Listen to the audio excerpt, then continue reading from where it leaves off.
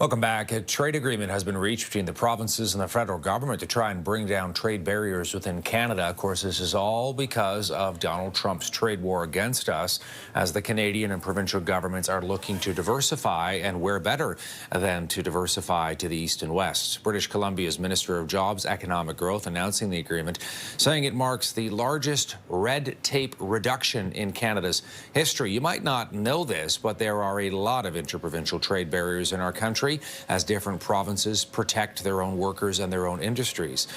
Basically, the agreement boils down to this: other provinces trading with one another. Listen to this. It means more choices, competitive pricing, and some same trusted standards across the country. And for global investors and companies, we're talking about ease of doing business, reliable and high sustainable standards, and integrated supply chains. Yeah, if a good can be sold legally in one province, it should be sold with other provinces without any extra rules or approvals in place. The agreement takes effect next month, applies to thousands of products. It does not include things, though, like food, beverages, tobacco, and animals. All right, just a couple of minutes ago, the Premier of Ontario, Doug Ford, was asked about the new agreement. Here's some of his immediate reaction. Great is over $200 billion of economic growth. It's going to increase by the GDP by 5 to 6%. And who would have ever thought for years that you couldn't ship a case of wine from BC over to Ontario, or Ontario to Nova Scotia? But I'm very fortunate. We have premiers from all different political stripes. We have an incredible relationship. We're talking on a daily basis on how we can improve Canada as a whole and make it more competitive to do business right here and get rid of the red tape and the regulations. And that's exactly what we're doing. This will be the last reporter. All right, there we go. Let's bring in CTV News political commentator and the former director of communications for Prime Minister Paul Martin, Scott Reid, who's standing by. Hey, Scott, good to see you. Cut through the noise if you can in terms of, what this deal means and the significance of it. Because, there's often a lot of talk that goes on, but in practical terms, what do you make of it? I don't think we can use a word big enough for it. To be honest with you, this is the interprovincial political equivalent of capturing a Sasquatch. I am nearly 60 years old, Todd.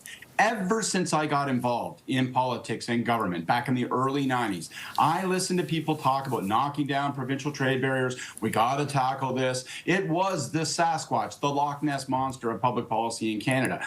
People would talk about it, nothing would happen, entrenched interests would win the day.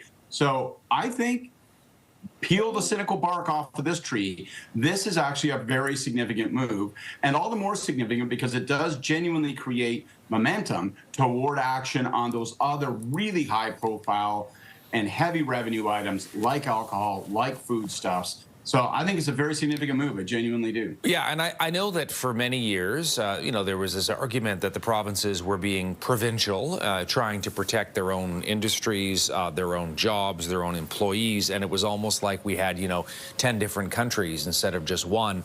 Why the incentive now to actually move on this? Are we going to see tangibles, concrete measures that actually make this happen and that it stays in place, Scott? Well, the answer to why this is happening is very simple. Donald Trump. The reality, of course, always is that in order to foster internal cooperation, you need an external threat. That's what focuses the mind and motivates action. How do you overcome all of those traditional entrenched interests? There's a bigger problem, a greater fear at play. That is Donald Trump. That is lack of access to the U.S. market. That is the need, therefore, to ensure that we are sturdier at home in terms of trade. So that's the first thing. The second thing is, in terms of real tangible trade-offs and results, I do think we should be looking for those pretty quickly, but I also think we will see them. One last thing. Let's see what happens with the professions.